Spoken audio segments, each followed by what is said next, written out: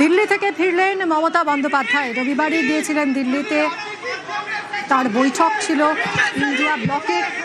সোনিয়া গান্ধীর বাড়িতেও গিয়েছেন তিনি, সাক্ষাৎ করেছেন এবং যখন জোর জল্পনা তাহলে কি কংগ্রেসের সঙ্গে মিশে যেতে পারেন তিনি আবার কংগ্রেসে ফিরতে পারেন, জোর জল্পনা এই মুহূর্তে রাজনৈতিক মহলে।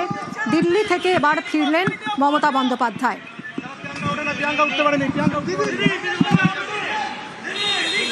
দমদম বিমানবন্দরের ছবি এক্সক্লুসিভলি দেখছেন নিউজ 18 বাংলায়।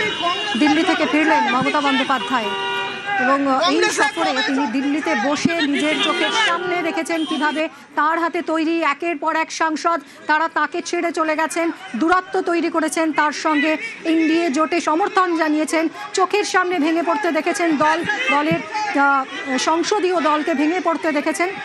সোনিয়া গান্ধীর সঙ্গে এই অবস্থায় তিনি বৈঠক করেছেন এবং কোথাও গিয়ে জল্পনা উস্কে যাচ্ছে যে তাহলে কি অস্তিত্ব রক্ষায় এবার সোনিয়ার কাছে গেলেন মমতা, ফের কংগ্রেসকে আঁকড়ে ধরে তার যে রাজনৈতিকভাবে আবারও ভেসে থাকতে চাইছেন তিনি। অনুপ রয়েছেন আমার সঙ্গে। অনুপ, বিমানবন্দরে নেমে কিছু বললেন মমতা? প্রাক্তন মুখ্যমন্ত্রী তৃণমূল নেত্রী মমতা বন্দ্যোপাধ্যায় তিনি আজকে কলকাতায় ফিরলেন দিল্লি থেকে এবং তাকে একাধিক প্রশ্ন করা হয় তিনি কি আবার কংগ্রেসে ফিরছেন। সেক্ষেত্রে তিনি কিন্তু সেই প্রশ্নের উত্তর এড়িয়ে যান। তার পরবর্তী ক্ষেত্রে তারা জিজ্ঞাসা করা হয় যে তিনি কি তৃণমূল কংগ্রেস তাহলে কি কংগ্রেসের সঙ্গে আবার মিশে যাচ্ছে। সেক্ষেত্রে তিনি কোনো প্রশ্নের উত্তর না দিয়ে দেখা গেল এয়ারপোর্টের যে 1A 1B গেট সেই গেট থেকে সোজা বেরিয়ে গেলেন।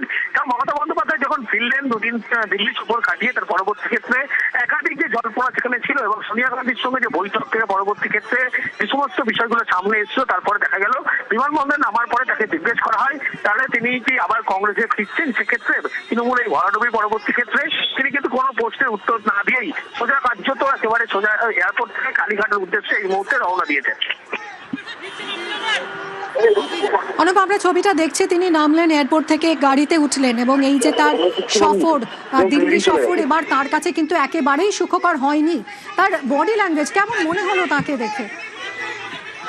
ভরাডুবির পর থেকে প্রাক্তন মুখ্যমন্ত্রী মমতা বন্দ্যোপাধ্যায় তিনি কিন্তু বেশ কিছু ভাবে দলের যে ভরাডুবি সেক্ষেত্রে দলের দুটি ভাগে ভাগ হয়ে যাওয়া এগুলো নিয়ে কিন্তু কার্যকরী বিরক্তের মধ্যে ছিলেন এবং যখন দিল্লিতে তিনি গেলেন, দিল্লিতে সেখানে ছিলেন, সেখানেও দেখা গেল সাংসদদের মধ্যে সেই একই রকম দুটো ভাগে ভাগ হয়ে যাওয়া এবং এনডিএ জোটে শরিক হওয়ার কথা রেসিপি দিয়ে জানালেন। তখন থেকে কিন্তু মমতা বন্দ্যোপাধ্যায় যে বডি ল্যাঙ্গুয়েজ সেখানে কিন্তু আগের কোনো রকম বডি ল্যাঙ্গুয়েজ এক ছিল না। ফলে দেখা গেল তিনি কলকাতায় ফিরলেন এবং চোখে মুখে কিন্তু একটা চাপের যে পরিবেশ সেই পরিবেশ কিন্তু লক্ষ্য করা গেল। তার কারণ মমতা বন্দ্যোপাধ্যায় যখন কলকাতায় ছিলেন ভরাডুবির পরবর্তী ক্ষেত্রে সেখানে দেখা গেল দলের বিধায়কদের মধ্যে দুটো ভাগে বিভক্ত হয়ে যাওয়া এবং যখন দিল্লি তিনি পৌঁছলেন সেখানেও দেখা গেল সেখানে সাংসদদের মধ্যে দুটি ভাগে বিভক্ত হয়ে যাওয়া এবং দুটো জায়গায় কলকাতা এবং দিল্লির ক্ষেত্রে একই রকম ছবি লক্ষ্য করা গেল। তারপরেই তিনি কিন্তু অস্তিত্ব সংকটে তিনি ভুগছিলেন, এমনটা আবার দলের কি ভরাডুবি কি অবস্থা হবে। তারপরে দেখা গেল জল্পনা বাড়িয়ে তিনি সোনিয়া গান্ধীর সঙ্গে বৈঠক করলেন এবং সেখান থেকেই বেশ কিছু তথ্য উঠে আসছে বা যে সমস্ত জল্পনা উঠে আসছে সেখান থেকেই আরো স্পষ্ট হচ্ছে যে আগামী দিনে মমতা বন্দ্যোপাধ্যায় কোন পথে যাবে। তিনি কি কংগ্রেসে আবার আগে মতো ফিরে যাবেন না অন্য কোনো পদক্ষেপ নেবেন, এই সমস্ত বিষয়ে তাকে জিজ্ঞেস করা হলে কার্যত দিয়ে উত্তর না দিয়ে কিন্তু বডি ল্যাঙ্গুয়েজ মমতা বন্দ্যোপাধ্যায় যেভাবে দেখা যায় কার্যত সেভাবে কিন্তু আজকে কোনো রকম মমতা বন্দ্যোপাধ্যায়কে দেখা যায়নি। যখন প্রশ্ন করা হয় তিনি কিন্তু হাত জোর করে কলকাতা এয়ারপোর্ট থেকে সরাসরি দিল্লি, আবার কলকাতা এয়ারপোর্ট থেকে দিল্লি থেকে ফেরার পরে কালীঘাটের উদ্দেশ্যে রওনা দেন। আমরা দেখছি এই মুহূর্তে সেই ছবি। দমদম বিমানবন্দরে নামলেন মমতা বন্দ্যোপাধ্যায় দিল্লি সফর শেষ করে।